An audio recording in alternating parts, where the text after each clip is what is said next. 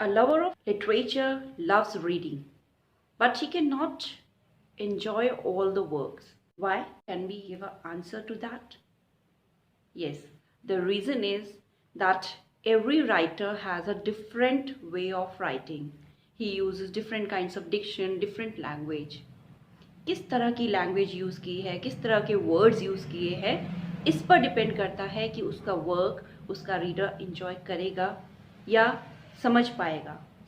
अगर उसकी language tough है तो रीडर उसे ढंग से समझने के काबिल नहीं है और वो उसको इंजॉय नहीं कर पाता। तो today we are going to read a short essay by V.S. Naipaul about how to write and what rules should be implied to learn good writing. If you want to pursue your career as a writer, you should follow these rules as prescribed by Naipaul. So let's see what rules he gives us to be a good writer. Hey there, welcome to 3E and let's begin today's video. Before beginning, if you have not yet subscribed to my channel, please do subscribe to my channel. And if you like the video, give a big thumbs up and share it with your friends and family. As I told you that 7 rules serves for the purpose that if you want to be a good writer, you should follow the rules given by V.S. Naipaul. Actually, V.S. Naipaul was born in Trinidad in 1932 and his ancestors were Indians who immigrated to Trinidad, and he gave us these 7 rules if you want to pursue the career of a writer. Let's see some important points about the author. He was born in Trinidad in 1932. I have already told you. Eminent essayist and novelist. It means he was a renowned essayist. He wrote essays as well as novels. He moved to London in 1954 and married in 1955. जब 1954 में वो London पहुँचे, वहाँ उन्होंने shift किया, उसके बाद 1 साल बाद उन्होंने शादी कर ली. His spouse, उनकी स्पाउस का नाम पेशिया एन हेले था. And initially it was a failure as a writer and undergone depression. जब स्टार्टिंग करते हैं किसी काम की तो ज़रूरी नहीं है हर काम आपका स्टार्टिंग से सक्सेस हो. And he also face the same phase. तो उनको डिप्रेशन हो गई थी इस चीज़ को लेकर कि वो राइटर के रूप में उभर नहीं पा रहे हैं. And later he emerged as a writer by publication of The Mystic Measures in 1955. अपनी शादी वाले साल में जब ये वर्क पब्लिश हुआ द मिस्टिक मेजर, तो वो एक बहुत ही अच्छे राइटर के रूप में लोगों के सामने उभर कर आए. Essays cover a variety of subjects from revolution to slavery and deep-rooted issues in society. उनके जो एसेज हैं उसमें जो कवरेज है वो चाहे रेवोल्यूशन है, चाहे वो स्लेवरी है, या जो सोसाइटी में गहराई तक जड़े गड़ाए हुए बुराइयां हैं, उन सभी मतलब बहुत ज़्यादा वैरायटी है उनके एसेज की जिसको वो कवर करते हैं. He was awarded Nobel prize in literature in 2001. बहुत ही रिसेंट की बात है, देख सकते हैं कि 2001 में उनको नोबेल प्राइज़ मिला था. और किसके लिए मिला था? Half a life. जो वर्क है उनका हाफ अ लाइफ, उसके लिए उनको नोबेल प्राइज़ मिला. मोस्ट इम्पॉर्टेंट वर्क्स उनके जो है वो क्या है? An area of darkness, India, a wounded civilization and a house for mister Biswas, a bend in the river. ये उनके मोस्ट रिनोन्ड वर्क्स हैं जिनको हम आज की डेट में जानते हैं. Now we come to the rules. The first rule he gives is, do not write long sentences. A sentence should be not long. It should not have more than 10 or 12 words. मतलब छोटे छोटे sentences लिखें जिसको समझना आसान हो. 10-12 शब्दों से ज़्यादा लंबा कोई sentence ना लिखें. It means that whenever you are starting to be a writer, जब writing start करते हैं तब आपको इस तरह के ये rules follow करने हैं, ये जो उन्होंने दिए हैं. Then he says, each sentence should make a clear statement. A good paragraph is a series of clear linked statements. वो क्या कह रहे हैं कि हर स्टेटमेंट का जो मीनिंग है वो बिल्कुल क्लियर होना चाहिए, तभी जो है एक अच्छा पैराग्राफ बनता है जिसकी सभी सेंटेंसेस एक दूसरे से लिंक्ड है, मीन्स एक दूसरे से उसका जो मीनिंग है आगे से आगे कन्वे कर रहा है। Do not use big words, बड़े शब्द। बड़े शब्द का मतलब क्या है? भारी भरकम पत्थर जैसे? नहीं, एक्चुअली क्या है, बिग वर्ड्स का मतलब है जो स्पेलिंग्स बहुत लेंदी होती हैं, कुछ वर्ड्स हैं या आर्टिफिशियल वर्ड्स की बात यहाँ पर हो रही है। The use of small words compels you to think about what you are writing. Even difficult ideas can be broken down into small words. He says कि छोटे छोटे शब्दों से, अपनी सिंपल शब्द से जब आप अपने आइडियाज़ को एक्सप्रेस करते हैं तो आपको भी पता होता है कि आप अपने क्या चीज़ एक्सप्रेस करना चाहते हैं, क्या बात कहना चाहते हैं। तो जो आप कहना चाहते हैं वही रीडर तक एज इट इज़ पहुंचेगा, उसकी अंडरस्टैंडिंग में। अगर आप हैवी डिफ़िकल्ट वर्ड्स यूज़ करेंगे तो उसका मीनिंग जो है वो कर्व हो जाएगा, हो सकता है रीडर उसको कुछ और समझ ले। फोर्थ रूल जो है वो ये कहता है, never use words whose meaning you are not sure of.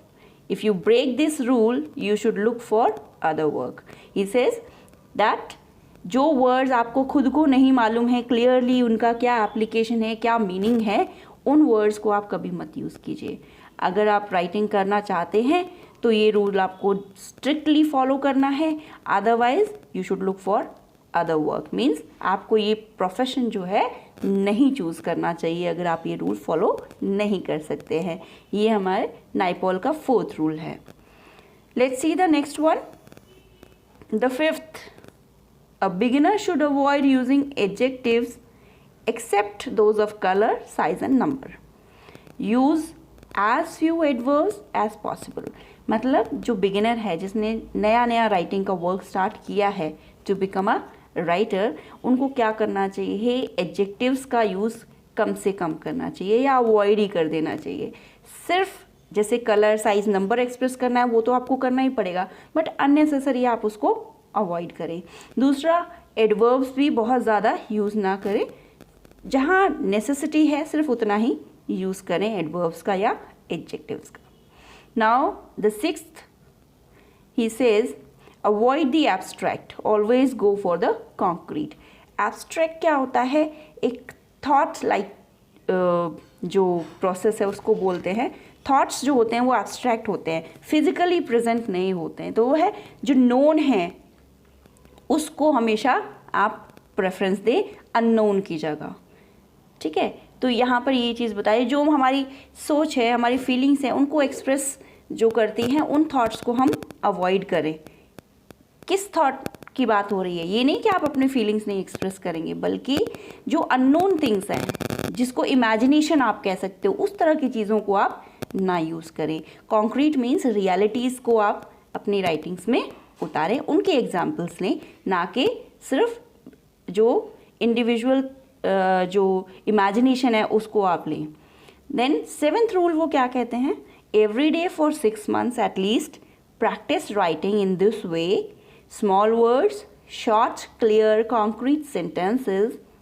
It may be awkward but it's training you in the use of language. वो कह रहे हैं कि 6 महीने जब आप स्टार्टिंग करते हैं अपने राइटिंग करियर की, you should practice in the same way. ये 6 जो रूल्स बताए हैं, 7th is to employ and strictly follow these rules. तो उसमें short words, short clear concrete sentences use करना है। और आपको लग रहा होगा थोड़ा ऑकवर्ड लग रहा है, हम इस रूल से डेविएट नहीं हो पा रहे हैं, बट एक्चुअली क्या है, ये आपकी ट्रेनिंग है कि आप लैंग्वेज को कितना अच्छा यूज़ करते हैं। फॉर एग्जाम्पल, आप वर्ड्सवर्थ को पढ़ते हो और आप किसी और राइटर को पढ़ते हो। Suppose you are reading Virginia Woolf, for example, I'm just telling you. So what is the basic difference between Wordsworth and Virginia Woolf? The difference is of language and use of language. दोनों की language का use different है, दोनों के thoughts बहुत अच्छे हैं, लेकिन जो वर्जीनिया वुल्फ है उनका जो राइटिंग स्टाइल है वो डिफ़िकल्ट है जो रीडर्स हैं उनके लिए। क्यों? कि उनका लैंग्वेज जो चूज़ करती है, वो जो उनके करती हैं वो थोड़े डिफ़िकल्ट होते हैं समझने के लिए नॉर्मल रीडर्स के लिए। तो यही डिफरेंस है, वर्ड्सवर्थ को लगभग हर कोई समझ लेता है। तो ये चीज़ यहाँ पर वो कह रहे हैं कि आप इस चीज़ को अवॉइड करें when you are beginning as a writer, and it may be getting rid of bad language habits you pick up at the university level पे जब आप क्वेश्चन आंसर्स करते हैं तो लैंग्वेज आपकी इधर से उधर हो जाती है, आप ध्यान नहीं रखते, तो ये बैड हैबिट्स की तरह से आपके अंदर डेवलप हो जाती है। देन ही इज सेइंग कि आप इस तरह से जब राइटिंग प्रैक्टिस शुरू करते हैं तो क्या है, आप इन रूल्स को फॉलो करके वो बैड हैबिट्स को भी छोड़ सकते हैं, वो आपसे धीरे धीरे आप उनको छोड़ देंगे। And you will go beyond these rules after you have thoroughly understood and mastered them. Means जब आप इन रूल्स को अच्छे से फॉलो करते हैं, आपको पता है कि अपनी बात को कैसे एक्सप्रेस करना है, तब आप ये रूल्स ब्रेक कर सकते हैं, because you have become a master of the language. आप लैंग्वेज के मास्टर बन गए, अपनी वर्ड्स कैसे यूज़ करनी है, क्या डिक्शन यूज़ करना है, क्या स्टाइल चूज़ करना है, ये सब आपको अब तक पता चल गया है। I hope students that you have understood these 7 rules given by V.S. Naipaul, and you will enjoy and follow if you are beginning to be a writer. I hope you like the video. Give a big thumbs up and share. Do comment on the video if you like it and tell me your views about the video. Thank you.